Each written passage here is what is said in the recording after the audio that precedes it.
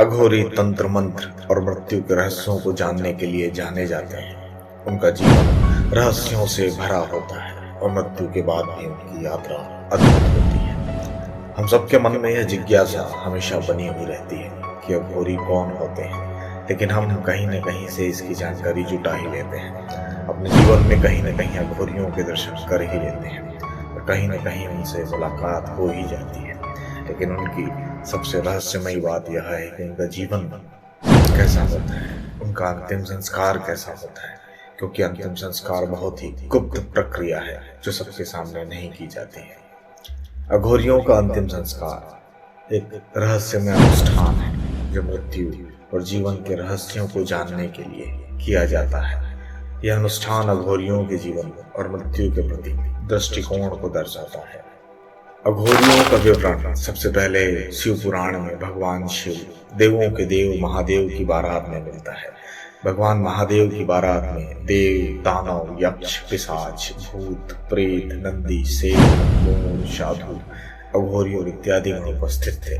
भगवान महाकाल की बारात में अघोरी नंदी के पीछे पीछे चल रहे थे, लेकिन जब भगवान शिव की साली और प्रजापति दक्ष की कन्या लोपामुद्रा ने अघोरियों, भूत, पिशाच और प्रेत सबका साथ देखा तो यह देखकर वह मूर्छित हो गई और बाद में होश में आने पर मां शक्ति ने खुद समझाया कि यह सब भगवान शिव के ही एक रूप का प्रकार है। कुछ लोगों का यह भी मानना है कि कपालिक संप्रदाय के सभी रीति रिवाज को अघोर पंथ ने अपनाया है, क्योंकि कपालिक संप्रदाय में ही इंसानी बलि और कपाल में रक्त पीने की परंपरा थी। इनमें से कुछ बातें अघोर पंथ से मिलती हैं, इसलिए लोगों का मानना था कि कपालिक संप्रदाय का सुधरा हुआ रूप अघोर पंथ है। लेकिन यह अर्ध सत्य है, क्योंकि आप जब ग्रंथों का विवरण देखते हैं या ग्रंथों को पढ़ते हैं तो यह जान पाएंगे कि अघोर पंथ अनादिकाल से चला आ रहा है।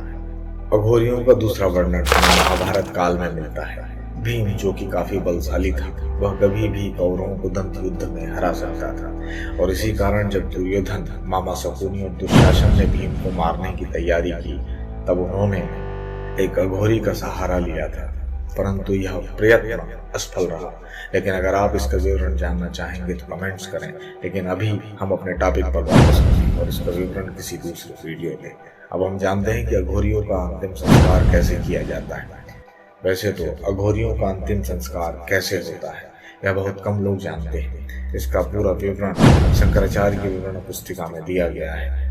किसी भी मानव अघोर पंथ अपनाने से पहले खुद का पिंडदान या कहें कि अपना जीवन संस्कार करना होता है, ताकि वह व्यक्ति अपने सामाजिक बंधनों से मुक्त हो सके।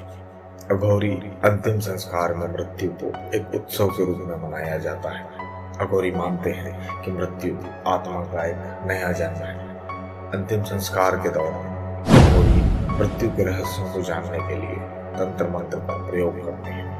अघोरियों की मृत्यु होने पर उन्हें स्नान करवाया जाता है और उसके बाद उनके पूरे शरीर पर चिता भस्म का लेपन किया जाता है, उनका श्रृंगार किया जाता है और लटाया नहीं जाता बल्कि उन्हें समाधि दी जाती है। और अघोरी अपनी मृत्यु के बाद भी समाधि के अंदर भी साधक को प्राप्त होते हैं और ऐसा माना जाता है कि अघोरी का पुनर्जन्म नहीं होता है, वो बस अनंत काल तक भगवान महाकाल की सेवा में लगे रहते हैं।